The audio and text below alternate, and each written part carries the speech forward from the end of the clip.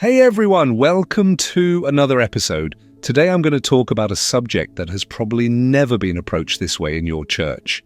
You know those teachings about money that are in the Bible but are rarely discussed?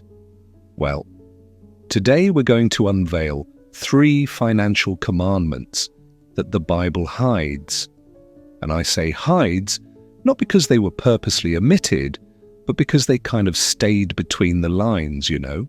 And look, before you think this is another one of those prosperity theology talks or claim it and receive it, you can relax. We're going to talk about practical principles that you can apply today in your financial life, regardless of your religion or if you're just curious about the topic. So grab your coffee, your tea, or your sparkling water and come with me because this conversation will change the way you see money and spirituality. Oh, and if you stay until the end, I'll leave a bonus that will connect all of this in a way you never imagined. Let's go! So let's get to the first hidden financial commandment. Matthew chapter 6, verses 19 to 21. And look how interesting this is. Jesus isn't talking about tithing. He's not talking about offerings. He's talking about where you put your money. Do not store up for yourselves treasures on earth where moths and vermin destroy. Now think with me. What is Jesus saying here in modern language? He's talking about investments, about where you keep your wealth. The moths and rust of Jesus' time nowadays are inflation, those absurd bank fees, leaving money sitting there losing value. And look at the financial principle that's hidden here. Diversify and protect your wealth from devaluation. You know that person who keeps money under the mattress, who's afraid to invest, who thinks that leaving it in the bank is enough. The Bible is saying this is accumulating treasure that rusts. Jesus isn't condemning having money, he's condemning the stupidity of letting that money deteriorate. It's almost as if he was saying, look, if you're going to have money, at least be smart with it. And then comes the deep part. For where your treasure is, there your heart will be also. Translating, show me your bank statement and I'll tell you what your real priorities are. Your finances reveal your values. So the first commandment is, don't let your money rot. Make it work for you intelligently. Now let's move to the second commandment, and this one is heavy. Proverbs chapter 6, verses 6 to 8. And look at the insight. The text tells the lazy person to observe the ant. Go to the ant, you sluggard. Consider its ways and be wise. It has no commander, no overseer or ruler, yet it stores its provisions in summer and gathers its food at harvest. Wait, is the Bible giving a lesson on financial planning using an ant as an example?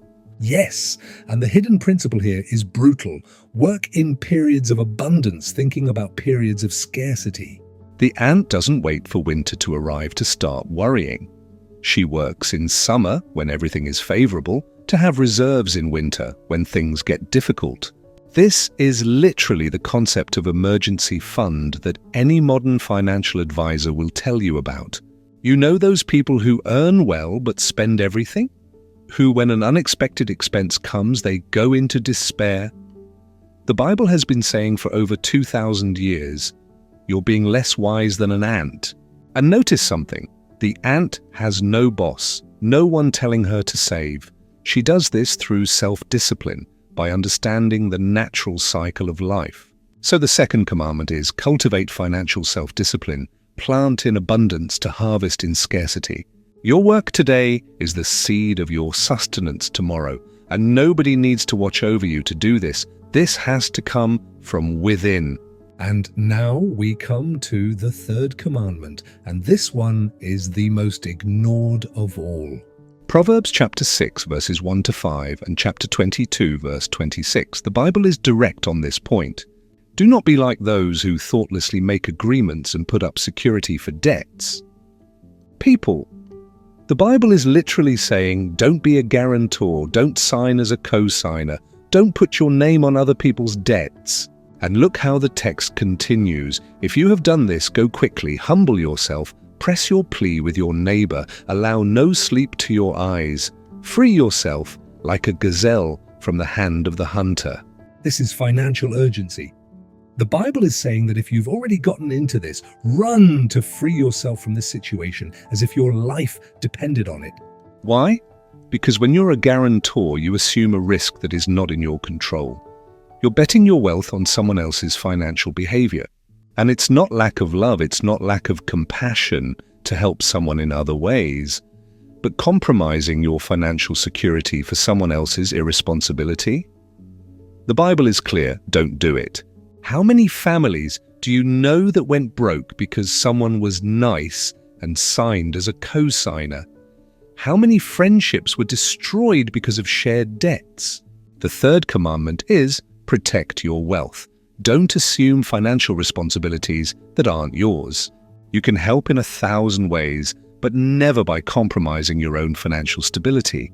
So let's recap these 3 financial commandments that the Bible hides between the lines. First, don't accumulate treasures that rust. Protect your money from devaluation. Make it work for you.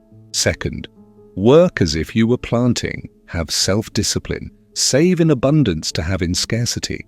Third, don't be a guarantor, i.e. protect your wealth. Don't assume other people's debts. And now the bonus I promised. You know what's the common thread that connects these 3 commandments? Stewardship. The Bible doesn't see money as something bad.